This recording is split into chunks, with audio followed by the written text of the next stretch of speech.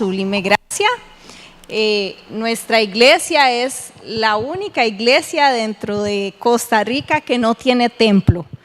No tenemos templo, la fundamos en el Hotel Radisson, alquilamos un salón y ahí nos congregamos. Entonces somos una iglesia presencial y también virtual, y eso nos ha permitido, como describía la pastora ahí en la biografía, que podamos realizar misiones fuera de nuestra propia iglesia local. Así es que ha sido una bendición y un privilegio realmente que el Señor nos ha dado como familia, a mi esposo y a mí, a mis hijos, de poder servirle de esa forma. Así es que muchas gracias por la invitación. Me siento como en casa en medio de ustedes, con los himnos, con los coros. Nuestra iglesia tiene la tradición de todos los domingos cantar un himno también, así es que me sentí realmente como en casa con ustedes. Que Dios los bendiga. Y pues hoy yo quería compartir con ustedes este tema que a mí realmente me apasiona: la familia como un agente de cambio en un mundo decadente, en un mundo que está caído por la maldad del mismo ser humano. Y como leíamos en el transcurso del servicio, yo quiero leerles a ustedes una versión un poco más actualizada. Ahí en la siguiente filmina la tenemos, más actualizada, más moderna, del libro de Éxodo 1. Y yo voy a iniciar leyéndoselos porque esa letra está un poquito pequeñita. Dice así: la historia comienza con un pueblo en crecimiento. Los hijos de Jacob, también llamado Israel, habían llegado a Egipto en tiempos de José, cuando una hambruna azotaba la región. Eran solo 70 personas, pero pasaron los años, las generaciones, y aquel pequeño grupo se convirtió en una gran multitud, tan numerosos y fuertes que los egipcios comenzaron a preocuparse. Un nuevo faraón se levantó, no conocía a José ni le importaba su historia. Lo único que veía era una amenaza, un pueblo extranjero creciendo dentro de sus fronteras.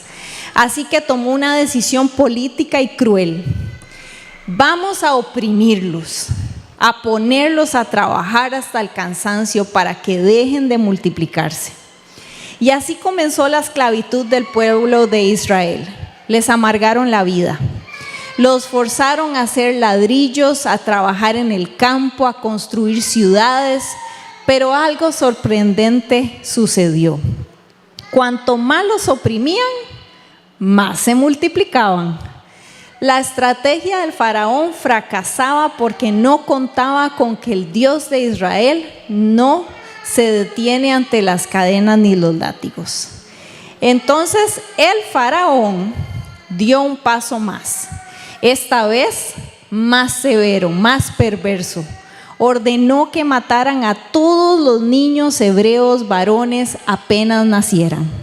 Pero Dios ya estaba escribiendo una historia de esperanza a través de dos mujeres valientes, Sifra y Puá, parteras hebreas que decidieron obedecer a Dios antes que al rey. Arriesgaron su vida para salvar la vida de otros, y Dios las bendijo. Pero el edicto no se detuvo. Faraón ordenó arrojar al Nilo a todo niño hebreo, y fue en medio de ese terror que una madre dio a luz a un niño especial. Lo escondió 3 meses hasta que ya no pudo más. Entonces, con manos temblorosas pero fe firme, preparó una canasta. La selló con brea, colocó al bebé dentro y la dejó entre los juncos del río. ¿Se pueden ustedes imaginar una situación así, mis hermanos? Poniendo a estos 3 bebés, como decía el pastor, en una canasta y ponerlo en el río Hudson. Eso hizo esta mujer. Yo en la siguiente lámina les voy a mostrar una situación a la que me enfrenté. No voy a decir que ni siquiera similar. Y les voy a mostrar donde yo vivo, el patio de mi casa. Ahí está en la siguiente lámina. Ese es el patio de mi casa. Y esa niña que está ahí es mi hija cuando tenía más o menos 3, 4 años. Y en la siguiente imagen pues hay unos animales que en lo personal yo les tengo temor de todo, las serpientes. Y fíjense en que estoy hablándoles de hace más o menos 12, 13 años. Yo salí al patio de mi casa y empecé a hacer un poquito de jardinería alrededor de la casa, y cuando levanté una planta de lecho, debajo de esa planta de lecho había una serpiente bebé. Yo sentí un escalofrío en todo mi cuerpo y lo primero que hice fue saltar a una banqueta que había ahí cerca y no me quería ni siquiera bajar. La serpiente era de este tamaño y vean la altura que yo tengo, pero eso no importa cuando uno siente temor, se siente amenazado. Y en mi mente empezaron a pasar muchas cosas, pero lo primero que pensé fue en mi hija. Mi hija nació prematura de 8 meses, entonces hasta ahora pues es una muchacha muy alta. Más adelante les voy a mostrar las fotos, pero era una niña con mucha fragilidad en cuanto a su salud. Y yo dije, si yo no mato a esta serpiente puede morder a mi hija y la puede dañar. Pero les cuento esto y tengo que agregar que yo vivo en una comunidad donde estamos cerca de uno de los parques nacionales más grandes de Costa Rica, se llama el Braulio Carrillo. Entonces en mi comunidad no se pueden realizar juegos artificiales porque eso daña los oídos de los perros y los pájaros. No se pueden matar serpientes porque ellas forman parte de nuestra flora y fauna.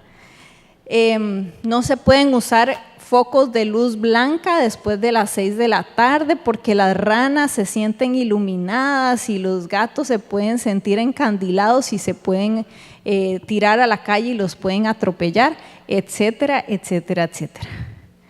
Entonces, yo vivo en una comunidad donde hay ciertas reglas, pero estuvo por encima de esas reglas el amor hacia mi hija. Y yo dije, mato a esta serpiente porque la mato. Y con mis piernas temblorosas agarré un pedazo de madera y se la lancé a la serpiente. Agarré otro y se lo volví a lanzar, la partí a la mitad. Y después, una amiga que es amante de las serpientes llegó ese día a visitarme y recogió la serpiente y la llevó a un laboratorio. Resulta que esa serpiente bebé, esa que ustedes ven en la imagen, está encima de la mamá. La mamá es una lora, conocida como una serpiente lora. Y resulta que las serpientes loras son venenosas, efectivamente. Y las loras bebés son aún más venenosas porque no tienen control sobre su propio veneno. Están muy pequeñitas y el veneno está muy concentrado. Conforme la serpiente va creciendo, pues ellas van distribuyendo su veneno. Entonces, si esa serpiente hubiese mordido a mi hija, posiblemente mi hija hubiera sufrido consecuencias muy graves. Y con eso les cuento que yo rompí las reglas de mi comunidad, porque en mi corazón estaba preservar la vida de mi hija. Y aunque no se compara con entregar un bebé en el río, pues sí se compara con el deseo de un papá por preservar la vida de sus hijos y de salvarlos. Y en la siguiente lámina, yo quiero mostrarles que la familia de Moisés, ¿saben cómo se llamaban los papás de Moisés? Jocabed y... Se menciona solo 3 veces en la Biblia el nombre del papá de Moisés. Amram, así se llamaba el papá de Moisés. Jocabed y Amram y sus hijos, pues ellos vivían en tiempos de crisis. Era un pueblo que, como leímos en la lectura, estaba en crecimiento, entonces el gobierno egipcio se sentía amenazado por ellos. Este nuevo faraón no tenía ni idea de quiénes eran ellos, quién era el pueblo de Egipto, el pueblo de Israel, ni qué había hecho por su pueblo, recordando la historia de José. había este decreto de muerte. Es que no era simplemente que los niños no tenían acceso a la educación, por ejemplo, es que había que matarlos, no podían existir. Entonces esa era la situación, el tiempo que vivía la familia de Moisés en ese momento. Ellos pues vivían en una época, en una sociedad donde había una crisis, ¿verdad? De creencias, de leyes. Por supuesto que eso era contrario a lo que ellos creían. Y a mí me llama muchísimo la atención en la siguiente lámina con esta imagen, porque los papás de Moisés no criaron a su hermanita Miriam, que era la que ya estaba, y Aarón también. Ellos no criaron a sus hijos con el temor de salir a la sociedad, no los crearon en una burbuja, porque a veces nosotros en el afán de proteger a nuestros hijos los encerramos en una burbuja para protegerlos.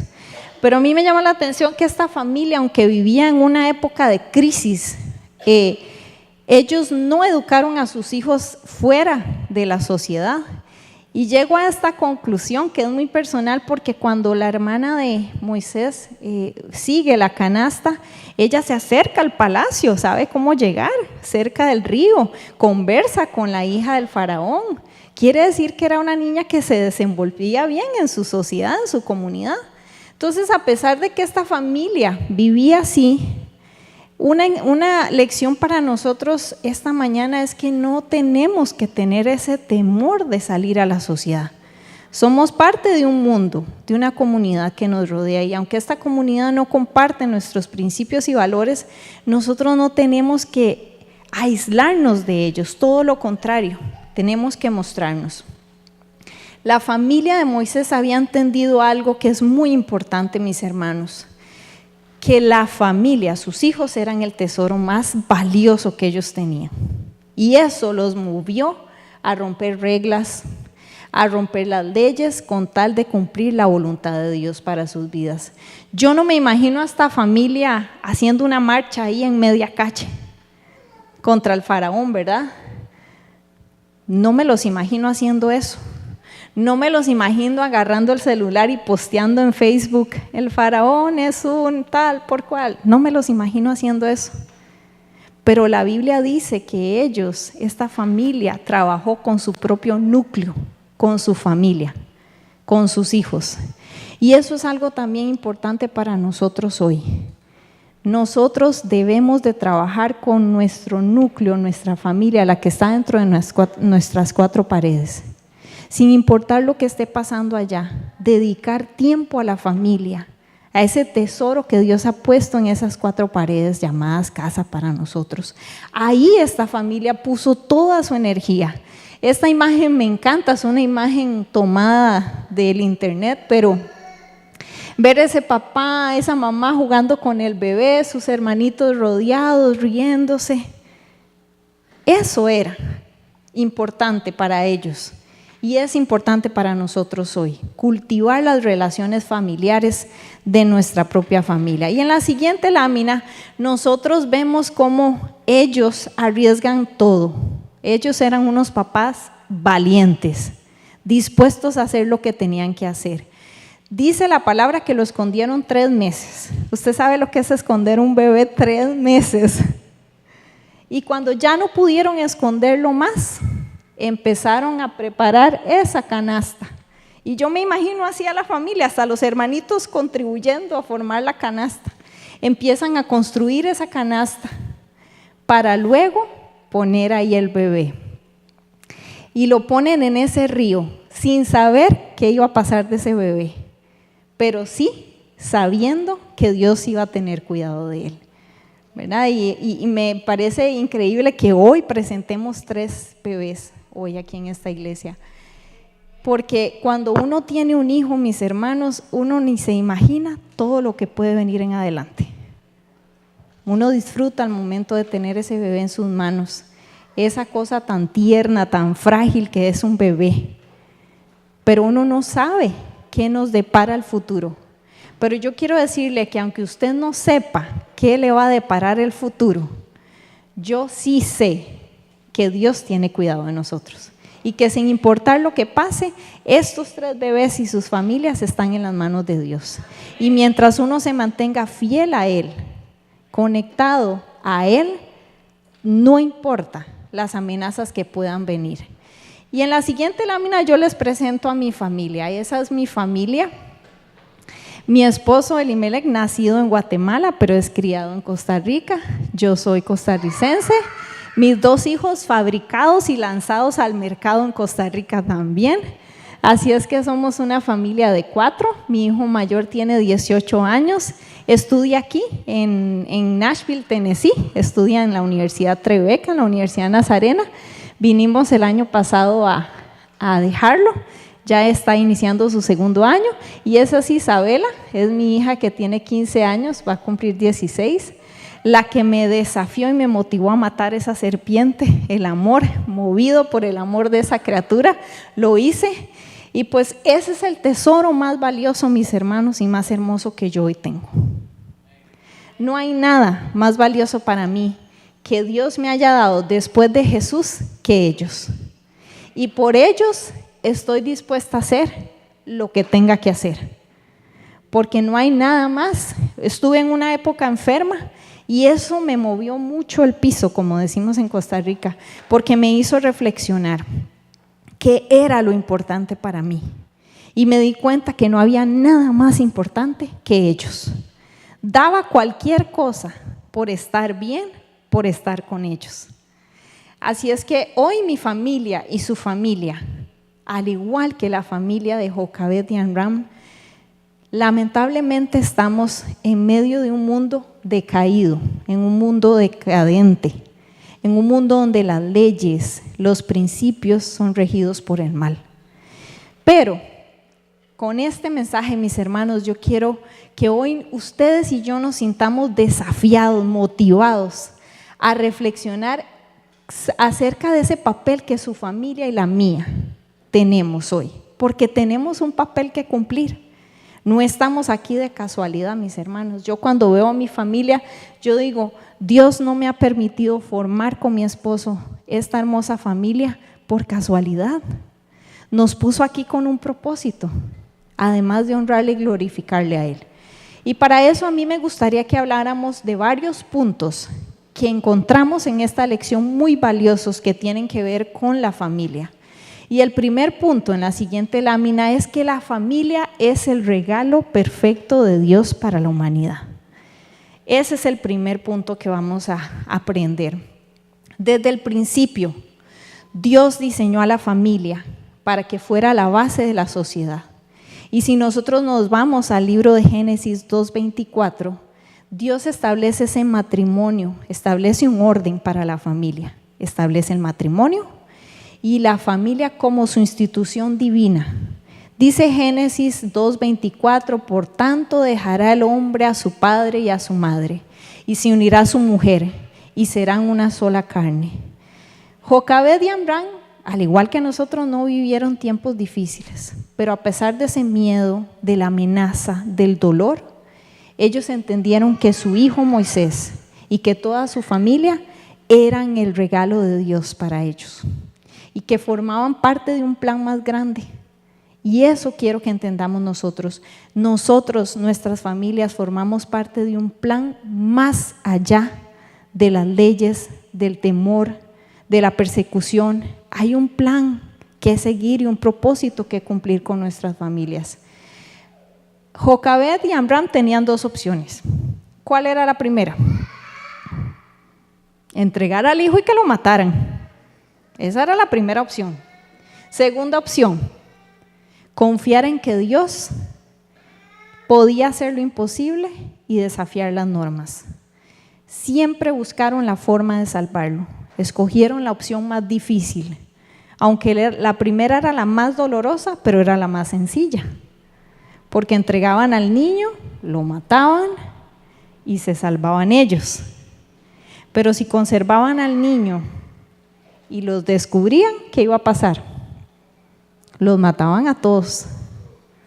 Estaban dispuestos a dar su vida por su hijo. protegieron a Moisés, arriesgaron todos mis hermanos, pusieron su vida en las manos de Dios, porque como decía el pastor, no fue que lo fueron a poner al río, no, lo pusieron en las manos de Dios. Yo hasta me imagino cocodrilos, a mí la imaginación me da hasta para eso, yo me imagino cocodrilos nadando en medio de la canasta, porque pudo haber sido así. Exacto, agua turbia, usted no sabe qué había ahí. Pusieron la vida de su hijo Moisés en las manos de Dios. Nosotros, lo primero que tenemos que hacer todos los días, mis hermanos, es poner la vida de nuestros hijos en las manos de Dios, aparte de la de nosotros mismos. Nuestras familias enfrentan dificultades, la dificultad que ellos tenían contra el gobierno. Nosotros hoy puede que no tengamos esa misma situación, pero tenemos dificultades. Y en la siguiente lámina yo les voy a hablar de algunas dificultades que nosotros tenemos con nuestras propias familias. Hay presiones actuales sobre la familia. La primera presión es la cultural. La cultura quiere redefinir esos conceptos de familia, empezando por el matrimonio, la familia como tal. Ahorita en donde yo vivo está muy común el término perrijos, no sé si lo han escuchado, pero no tienen hijos, ya las parejas no tienen hijos, tienen perros, entonces se llaman perrijos y eso es familia. En los anuncios de televisión, eso es familia. En las publicidades, en la calle, familia con sus perrijos. Los perrijos pueden entrar a los restaurantes, pueden entrar al hospital, pueden entrar al cine, a los moles, a todo lugar, porque son perrijos. El matrimonio, la figura de papá y mamá, como autoridad en la casa, está siendo desafiado en la actualidad, porque vivimos en una época donde hago y soy lo que quiero y tienen que respetarme. Porque si yo hoy me siento de esta forma, mis papás tienen que respetar y aceptar así como me siento. Es un desafío. La normalización del entretenimiento dañino es otro desafío a lo que nosotros como familia nos enfrentamos hoy. Es una amenaza, porque ustedes analizan el contenido de televisión, de películas, de series, de videojuegos, agresividad, matanza, infidelidad, drogadicción, promiscuidad. Una gran amenaza. Empezamos a ver que el contenido de entretenimiento es dañino, pero es aceptado. Esa es una amenaza que hoy nosotros, ni qué decir de la música. Yo me he quedado espantado, mis hermanos, de canciones que escuchan los jóvenes hoy. El término perreo, no sé si lo conocen, pero es un género de música, el perreo. El perreo es la distorsión del concepto del acto sexual a la luz de la palabra, que es perfecto, que es limpio, que es puro, que es especial, completamente distorsionado. Eso es una gran amenaza para nosotros. La desconexión emocional y espiritual. Muchas casas con más dispositivos que miembros, que personas. Televisores por todo lado, en la sala, en los cuartos, en la cocina. Y en el baño no podemos poner por la humedad, pero entran con los celulares. Una desconexión total. Los dispositivos, mis hermanos, han reemplazado las conversaciones familiares. ¿Cuántas familias se sientan hoy a comer con el celular al frente? Y aquí me van a perdonar los jóvenes. Yo soy mamá de jóvenes, ¿verdad? Sé de lo que les estoy hablando. Papás y mamás nos sentimos agotados porque vivimos en una sociedad consumista, mis hermanos, que nos demanda tener, alcanzar para poder pertenecer de alguna forma, de ser aceptados en una sociedad.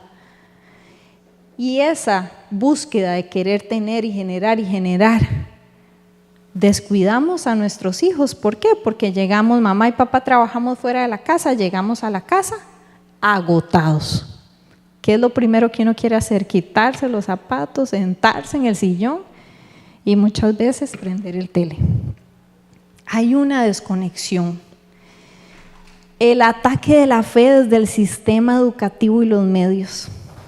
No sé ustedes acá, pero en Costa Rica tuvimos una época de 8 años donde el gobierno implementó unas guías educativas sexuales donde distorsionaban la imagen corporal del individuo y de su sexualidad, al punto de que promovían la autoexploración y promovían la exploración junto con mis iguales, mis pares, dentro de la misma institución educativa. Increíble. Pues eso es una amenaza que hoy nosotros tenemos. ¿Cómo nosotros podemos mantenernos como familia ante esos desafíos que la sociedad hoy actual a nosotros nos demanda? No tenemos un faraón que nos va a matar los niños, pero tenemos un sistema que está matando la mente, el espíritu y las emociones de nuestros hijos. Es una amenaza constante. Por eso, mis hermanos, si ustedes se levantan todos los días, papás, entendiendo que su familia es el regalo que Dios ha depositado en su mano, eso le va a dar valentía para usted hacer lo que necesite hacer y preservar la vida de sus hijos. En la siguiente lámina tenemos otro punto muy importante dentro de esta lección. Tenemos una responsabilidad como padres y un rol en la vida de nuestros hijos. Nosotros no estamos de casualidad aquí. Como dice el refrán, no estamos pintados en la pared. Estamos aquí porque tenemos un rol que cumplir y un propósito que cumplir. Y en la historia de Moisés, Jocabed y Amram no fueron padres pasivos. No doblaron brazos y dijeron, bueno, que el Señor me acompañe a mi hijo, gracias por prestármelo 3 meses y aquí lo entrego. Ellos no cumplieron una función pasiva. Cuando la cultura de muerte tocó a la puerta de esta familia, ellos eligieron mantenerse con fe, firmes, antes que dejar que el miedo los invadiera. Decidieron ocultar a su hijo no por rebeldía, mis hermanos. Yo no maté la serpiente por rebeldía a mi comunidad. Ellos ocultaron a su hijo porque ellos sabían que era la forma de obedecer a Dios, que la voluntad de Dios no era que entregaran a su hijo, la voluntad de Dios era que lo ocultaran, que lo protegieran, que lo salvaran. Lo tuvieron 3 meses, como les conté al inicio. Cuando ya no pudieron más, pues lo llevaron al río en las manos de Dios, ahí lo depositaron. Jocabed, vean qué interesante, no solo protegió físicamente a Moisés, sino que también esta mamá sembró una semilla de fe en el corazón de ese hijo. Y vamos a ver por qué. Esa semillita floreció años después, porque cuando leemos la historia completa de Moisés nos damos cuenta que cuando él crece se siente inconforme, indignado del trato de los egipcios hacia su pueblo Israel. Quiere decir que en su corazón había una semillita de hacer lo correcto, de obedecer a Dios. Moisés creció en el palacio del faraón, mis hermanos, rodeado de cuanto lujo usted se puede imaginar, pero nunca se olvidó de quién era él, y esa identidad se la dio su familia en su hogar. Ustedes, papás, y yo tenemos el propósito y la obligación de enseñarle a nuestros hijos quiénes son. Y la única forma de hacerlo es abriendo la palabra de Dios, porque aquí está plasmada quiénes somos nosotros en Cristo. Cristo es quien nos da identidad, no es nadie más. A nosotros no nos define dónde vivimos, qué ropa usamos, qué comemos, dónde nacimos, con quién me caso. Nuestra identidad está en Cristo. Y eso es una responsabilidad de nosotros como padres en guiar a nuestros hijos a entender, a aceptar esa identidad. Quiere decir que Moisés esas raíces de fe que él tenía venían de su propia casa. ¿Y saben por qué llego yo a esta conclusión? Porque cuando uno lee que la hija del faraón encuentra a Moisés en el río y dice que Miriam, la hermana, se acerca y le dice que conoce a una nodriza que lo puede educar, que era su propia mamá, quiere decir que Jocabed pasó con Moisés no solo esos 3 meses, porque fíjense que en la cultura de aquel tiempo, los niños tenían que ser amamantados hasta los 3 o 5 años de edad, más o menos. O sea, quiere decir que Jocabed llega al palacio para cuidar y amamantar a Moisés, pero estuvo con él no 3 meses, estuvo con él más o menos 5 años. De hecho, hay otras culturas donde se extiende un poquito más, pero hablemos de 3 a 5 años. O sea que Jocabed tuvo la oportunidad de marcar la vida de su hijo, de sembrar la semilla de fe, los principios y valores del reino en la vida de su hijo. Y eso es un recordatorio para ustedes y para mí como papás. No sabemos cuánto tiempo el Señor nos va a tener en esta tierra. Mis hermanos, por eso el tiempo no se puede desaprovechar. Si usted está rodeado de seres humanos que están en crecimiento, usted tiene que aprovechar el tiempo. Porque esta mujer lo tenía claro, de 3 a 5 años, y dijo, seguro de día y de noche le voy a hablar, voy a orar, aprovechó el tiempo. Aproveche el tiempo, mis hermanos. Yo tuve a mi hijo conmigo 17 años. Y de ahí en adelante, el Señor, y confiando en que el papá y yo hicimos un buen trabajo para dejarlo en una sociedad donde se va a enfrentar a muchos desafíos. Papás, no desaprovechamos el tiempo. Dice Proverbios 22:6, instruye al niño en su camino, y aun cuando fuere viejo no se apartará de él. Esto no se trata, mis hermanos, de enseñarles a nuestros hijos a hacer lo correcto. Esto es más allá que hacer lo correcto. Se trata de modelar a Cristo con nuestra propia vida. Se trata de que nosotros pastoreemos el corazón de nuestros hijos. No es solo haga silencio, siéntese bien, coma bien. No solo de eso se trata. Se trata del corazón. Y la única forma de que usted pueda pastorear el corazón de sus hijos, adivinen con qué es, con la palabra de Dios. Nada más. Papás, así es que tienen que volverse unos excelentes estudiantes de la palabra de Dios.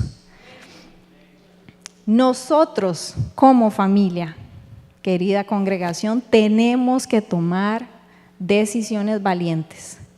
Nosotros tenemos que hacer hasta lo imposible porque nuestros hijos se encaminen hacia el cielo. No hay nada más importante en esta vida. ¿De qué le sirve a uno como papá tener el oro y la plata si sus hijos están perdidos? De nada. Lo imposible, tiene que hacer usted lo que tenga que hacer porque sus hijos caminen en rectitud delante de los ojos de Dios en esta tierra. Porque sabe también que de eso le vamos a dar cuentas a Dios. Cuando nosotros nos presentemos delante del Señor, ¿qué nos va a decir el Señor?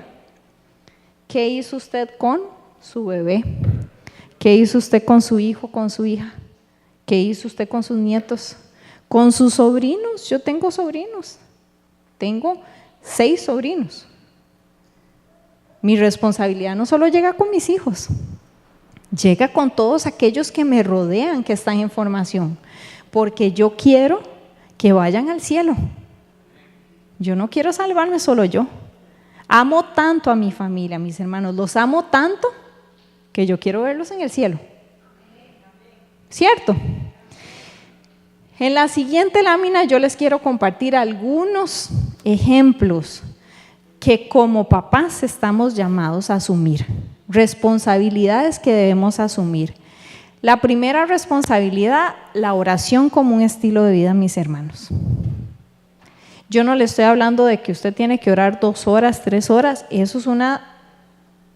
eso tiene que ver con su relación con Dios. Esto no es un tema de cumplir, pero la oración tiene que ser un estilo de vida para usted como papá, con el cual usted pueda modelar la vida de sus hijos.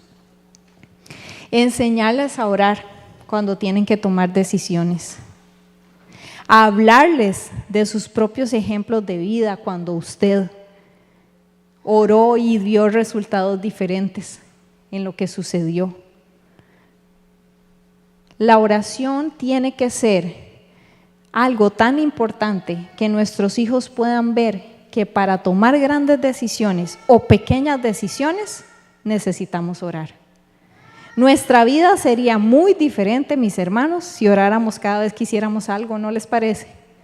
Ay, Señor, dirige mis palabras porque voy a ir a hablar con... Pero entramos de una vez, abrimos la bocota y decimos lo que decimos y después decimos, ¿por qué? Si hubiéramos orado y le hubiéramos pedido dirección al Señor, yo le aseguro que hubiéramos actuado de diferente manera. Otra responsabilidad que nosotros tenemos como papás que debemos modelar a nuestros hijos es la oración, el amor por la palabra de Dios. Valore este gran tesoro que se llama palabra de Dios. De tal forma, mis hermanos, que sea lo que le guía a usted como esa lumbrera que dice el Salmo, sea su guía. La Biblia es para mí el libro más excepcional que existe, por 2 razones. Primero, es el único libro que cuando usted lo abre, el autor está presente, porque eso dice la Biblia, que el Señor está aquí. Cada vez que abrimos esta palabra, ahí está el Señor, el Espíritu Santo hablando a nuestra vida. No existe ningún otro libro en el mundo que pueda hacer eso. Y segundo, porque la Biblia tiene el consejo oportuno para cada situación de la vida. La Biblia está llena de cualquier cantidad de experiencias, relatos que se adaptan a nuestra cotidianidad. ¿Ustedes sabían que uno de los discípulos de Jesús era un sicario? Imagínense. Yo me quedé sorprendida cuando leí un libro que se llama 12 hombres comunes y corrientes de John MacArthur, creo que es, y decía que uno de sus discípulos era un sicario y andaba siempre un cuchillo que lo identificaba como al grupo de sicarios al que él pertenecía. Y yo dije, increíble, eso está hace más de 2000 años y nosotros en Costa Rica tenemos problemas con esta situación social, hay mucho sicariato. Imagínense, ahí estaba en la palabra de Dios. ¿Y qué me hizo eso reflexionar? Dios mío, ¿estaremos como iglesia nosotros preparados para recibir un sicario? Así como Jesús lo aceptó. Dígame si no es el consejo oportuno a cada situación de la vida. Lo que usted se imagine, aquí está en la Biblia. No busque consejo en ningún otro lugar. Ahora es muy fácil abrir Google y todo preguntárselo a Google. Aquí está el San Google de todos los tiempos. No hay comparación con la palabra de Dios. Ame la palabra de Dios. Que sus hijos puedan ver el amor, el cuidado y el valor que usted le tiene a la palabra de Dios. Otra responsabilidad es que moldeemos, fomentemos, eduquemos, transmitamos la identidad en Cristo. ¿Quiénes somos en Cristo? Vivimos en este mundo, mis hermanos, donde todo es apariencias, todo es moda. Combina, no combina, cambian de estación, hay que cambiar de ropa porque ya viene la otra estación, porque ahora los colores de tendencia, porque ahora son limones. No, ya no son limones, ahora son manzanas. Y quiero decirles que a mí me gustan las cosas bonitas, no estoy diciendo que no. Pero no podemos caer en ese consumismo, en el creer que nuestro valor está en las apariencias, nuestro valor está en Cristo. Y nosotros como papás estamos llamados a modelar eso. Número 4, otra responsabilidad como papás que tenemos es que debemos ser íntegros. Y la integridad se mide en cómo usted actúa, lo que usted hace cuando nadie lo ve. Es muy fácil portarse bien Es muy fácil hablar bonito cuando estamos aquí en la iglesia. Pero lo difícil está cuando cruzamos esas puertas, mis hermanos, y salimos a la calle. ¡Qué desafío! ¿Cómo nos ven nuestros hijos cuando nosotros vamos manejando en el automóvil y se nos atraviesa alguien? ¿Cómo nos ven nuestros hijos cuando nosotros tenemos una situación, un conflicto con su papá? ¿Cómo actuamos? Estamos llamados a ser íntegros, papás, íntegros en todo momento. Y en la siguiente lámina está una tercera lección de esta enseñanza. Debemos dar lo mejor de nosotros mismos, aunque eso implique romper paradigmas. Definitivamente ellos rompieron un paradigma. No conozco otra historia donde alguien haya puesto un bebé en una canasta de un río en la Biblia para salvar a su hijo. Jocabed y Amram tomaron decisiones radicales. Desafiar la ley egipcia para salvar la vida de su hijo. Eso fue lo que ellos hicieron. Y muchas veces, mis hermanos, Dios nos llama a eso, a romper paradigmas, a desafiar esas normas culturales que no están alineadas con la voluntad de Dios. Dice Romanos 12:2, no os conforméis a este siglo, sino transformaos por medio de la renovación de vuestro entendimiento, para que comprobéis cuál sea la buena voluntad de Dios, agradable y perfecta. Yo no sé a cuáles normas, tradiciones familiares, sociales, lo pueden estar a usted alejando de Dios, alejando a su familia de Dios. No sé. A veces nosotros como papás seguimos patrones de crianza y no nos damos cuenta, repetimos patrones. Mi mamá era así, mi papá era así. Y véame, aquí estoy bien, yo sobreviví. ¿Eso quiere decir? Que mis hijos también van a sobrevivir. No debemos conformarnos. Nuestras familias deben de tener el objetivo de agradar a Cristo, mis hermanos. Y eso solo la palabra le va a revelar cuál es su perfecta voluntad. Hay una historia que me encanta dentro de la Biblia, que es la historia de José. José fue un hombre que rompió paradigmas para proteger a su familia. Imagínense que José está comprometido con María. Y llega María y le dice que está embarazada, y no solo que está embarazada, del Espíritu Santo. ¿Usted qué haría, como dice la canción? José tenía que aceptar a su prometida embarazada del Espíritu Santo para preservar a su familia. Rompió cualquier cantidad de paradigmas, mis hermanos. Pero ¿sabe una cosa? José, al igual que estos papás, que Jocabed y Amram, estuvo dispuesto a romper los paradigmas, las leyes de su tiempo, a superar esa lógica humana por obedecer a Dios, por seguir el llamado. José, en lugar de seguir la tradición de rechazar a María, ¿qué hizo? La recibió. José, en lugar de huir del problema, ¿qué hizo? Abrazó al problema, más bien. En lugar de buscar su propia comodidad, eligió obedecer la voz de Dios. Ese es otro ejemplo que tenemos clarito en la Biblia. Yo no sé, mis hermanos, como les digo, a cuáles paradigmas ustedes se enfrentan, pero a veces como papás tenemos que enfrentarnos al paradigma del qué dirán. A veces por guardar las apariencias, mis hermanos, no buscamos ayuda. No hablamos de las situaciones que nos suceden en nuestra propia casa. Las callamos, porque qué vergüenza que va a decir el pastor si llegamos a decirle que estamos teniendo esta situación, este conflicto en nuestra familia.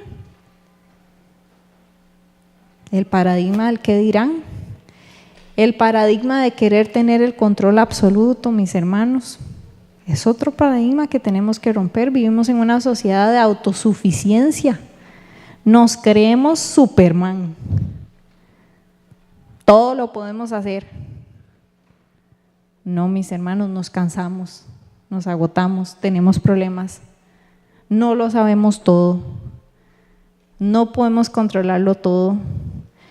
Yo tuve a mi hijo, como les conté, 17 años y lo tuve que venir a dejar a un país extranjero a estudiar, confiando en Dios en primer lugar y confiando en el trabajo que el papá y yo habíamos hecho durante esos años. No puedo estar viniendo cada semana, ni siquiera cada mes, ni siquiera cada 2 meses. No puedo tener el control. El paradigma del yo primero. ¿Sabe que José no puso sus necesidades antes que las de Jesús y María? Él no se puso de primero, mis hermanos. A veces como papás somos egoístas. Nuestros hijos están primero y los hijos van a crecer y se van a ir, y ahí usted va a tener tiempo para usted otra vez. Dedique el tiempo que sus hijos necesitan. Salga de su comodidad. Aunque usted esté cansado cuando llegue al trabajo, saque un tiempo para jugar con su hijo, saque un tiempo para leer con su hijo, saque un tiempo para caminar por el parque y conversar. Su hijo eso no lo va a olvidar. Créame. A veces nosotros nos preocupamos por darle la mejor educación a nuestros hijos, por que se vistan de la mejor manera, porque tengan el celular último modelo. Esas cosas su hijo no las va a recordar, créame. Pero su hijo sí va a recordar las veces que usted caminó con él, que lo acompañó, que comió con él, que lo miró a los ojos, que lo escuchó. Eso es lo que su hijo va a recordar. Así es que rompamos paradigmas, mis hermanos. Nosotros como padres también necesitamos romper el paradigma del miedo. No tenga miedo, el Señor está con usted. Si Dios está con usted, ¿quién contra usted? Lo leyó el pastor hoy en la lectura. Dios está con usted. Dios ha delegado en usted esa responsabilidad de liderar a su familia, de guiarla. Sea valiente, hágalo con valentía, porque el Señor está con usted. A veces el mundo nos dice, uy no, la juventud está totalmente perdida. ¿Cuántos papás esas frases no nos retumban en los oídos? Y nos da temor. Uy Señor, ¿será que mis hijos se me van a perder también, Señor? No, en el nombre del Señor Jesús ese pensamiento va afuera, el Señor está conmigo. Él me va a dar las herramientas necesarias para yo poder caminar con mis hijos en rectitud, romper el paradigma de hacer lo que todos hacen. Ay, es que todos lo hacen de por sí. No sea usted tan ridículo, eso ya está pasado de moda. No porque todos lo hagan quiere decir que está bien. Nuevamente, el único que le puede dar a usted la guía de lo que está bien y lo que está mal es Dios a través de su palabra. El paradigma de soltar el control, lo que les decía también. Va a llegar el momento en que esta hermosa bebé va a entrar a la educación y va a pasar más tiempo en una institución educativa que en su propia casa. Los niños pasan 8 horas en una institución educativa. Pasan más tiempo fuera de la casa que en la casa. Entonces, haga usted que ese tiempo que están en la casa valga la pena. Rompa el paradigma de la supervivencia. Nosotros no estamos llamados solo a criar hijos para que salgan adelante, para que sobrevivan. No, mis hermanos, estamos llamados a criar hijos que van a salir por esa puerta a una sociedad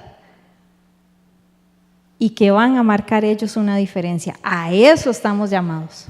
No solamente alimentarlos, vestirlos bonitos y que huelan rico. Estamos llamados a darles las herramientas necesarias para que puedan salir a un mundo caído y que ellos puedan marcar una diferencia. Y para concluir, mis hermanos, en la siguiente lámina yo quisiera decirles que si pudiéramos resumir esta lección, Jocabed y Amram nos enseñan a nosotros como papás que aún en medio de un mundo hostil es posible criar hijos de acuerdo a la voluntad de Dios.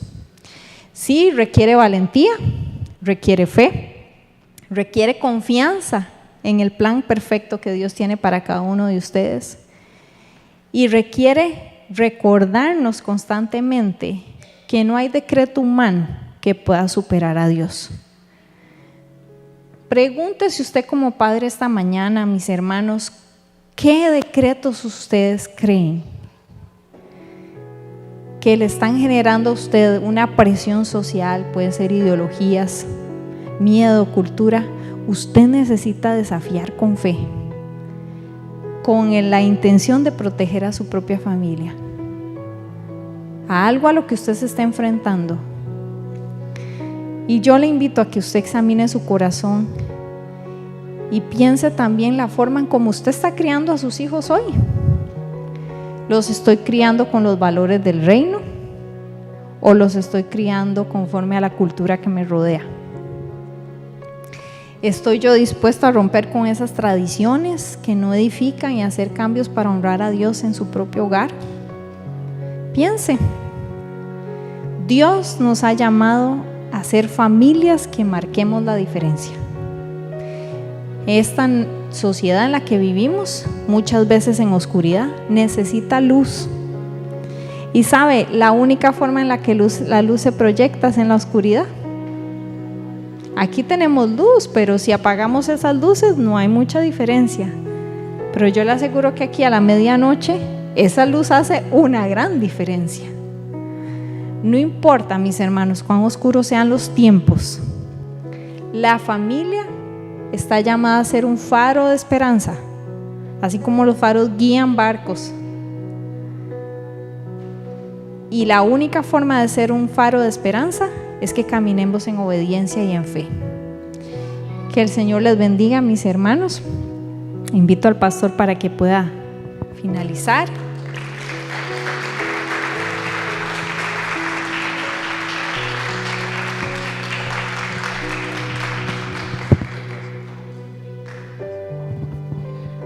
Hermana Cris, muchas gracias. Y miren, aquí está el libro, La mamá que no quiero ser. Esta tarde lo vamos a tener a las 4, recuerden, a las 4 de la tarde estaremos aquí para tener esa charla. Y si esta palabra fue de edificación para nosotros, también nosotros vamos a estar esta tarde para poder seguir escuchando lo que el Señor quiere, lo que el Señor nos invita a practicar. Y en algún momento les he dicho que los hijos no vienen con manual. Si vinieran con manual fuera diferente, como los carros, ¿no? Como los carros, como los accesorios eléctricos. Bueno, ahora ya no traen ni manual, ahora vienen en línea, vienen por un código QR. Pero igual, tiene que leer las instrucciones para poder echarlo a andar. Si así fueran nuestros hijos, fuera diferente. Nosotros hemos levantado a nuestros hijos y hemos pasado momentos duros también. Hemos doblado nuestras rodillas, hemos ayunado, y todo eso que la hermana Cris, la pastora Cris nos estaba contando, yo me estaba gozando porque lo hemos vivido. La niña que nos queda en casa tiene 22 años y pronto le salen alas y vuela. O quizás no lo queremos, pero porque nuestros hijos no fueron de ese sentimiento de vamos a vivir a la casa de papá y mamá, no. Pero sucede y es una bendición también. Pero yo siempre he estado pensando en mi hija y siempre le veo su espalda y se la sobo y la acaricio y todavía no le están saliendo alas. Las tiene guardaditas. Hermana Cris, gracias. Que Dios continúe bendiciendo su ministerio. Esperamos un segundo libro. No sé cómo lo va a titular, pero sería bueno El papá que no quiero ser. Tal vez su esposo lo escribe. Saludos a la congregación y esta tarde nos estaremos viendo, si Dios lo permite. Vamos a orar, mis hermanos. Pongámonos en pie. No sé si usted ha sido motivado quizás a reflexionar en lo que se ha perdido. Quizás en los momentos que usted ha dicho, hubiera dejado de trabajar un tiempo para estar con mi familia. Hubiera tomado mis vacaciones en el tiempo que me las daban para poder estar con mi familia. Pero muchas veces el pensamiento es totalmente diferente y decimos, no, es mejor que las trabaje porque me lo van a pagar doble o porque me van a dar una bonificación. Pero eso no llena el vacío, eso no llena esa satisfacción de compartir con su familia, el sentarse a la mesa, el poder hablar, el tomarse un café con su esposa. Eso vale mucho más. Cerremos nuestros ojitos y digámosle al Señor, Señor, perdóname. Señor, perdóname porque algunas veces mis oídos han estado cerrados y no he podido ver los ejemplos. No he podido estar, Señor, en el lugar adecuado donde me instruyan, en el lugar donde puedo aprender más de ti, Señor. Reconocemos que tu palabra es poderosa, es ungida, es transformadora y que a través de la obra del Espíritu Santo hace el efecto que sea necesario en cada uno de nuestros corazones. Porque ahí está el ADN de un Dios grande y poderoso y eterno, que tiene promesas para sus hijos, que tiene todas esas bendiciones que tenemos que atesorar y hacerlas nuestras cada día. Señor, si tú has dicho en tu palabra que tú has de estar con nosotros todos los días hasta el final de los tiempos, yo lo creo, porque tu palabra lo dice. Señor, si tú dices que tú has de abrir puertas y que tú la puerta que tú abres no la puede cerrar nadie y que la puerta que tú cierras nadie la puede abrir, también lo creo, Señor. Solamente dame esa paz y esa tranquilidad para poder enfrentar cada uno de los desafíos, Señor. Ayúdanos a ser mejor cada día. Remueve, Señor, quita de nuestras vidas todos aquellos pensamientos negativos y ayúdanos a pensar con el pensamiento de Cristo. Somos diferentes, porque el llamado que tú nos has hecho, Señor, es un llamado específico. Es un llamado, Señor, el cual tenemos que responder, tenemos que reaccionar.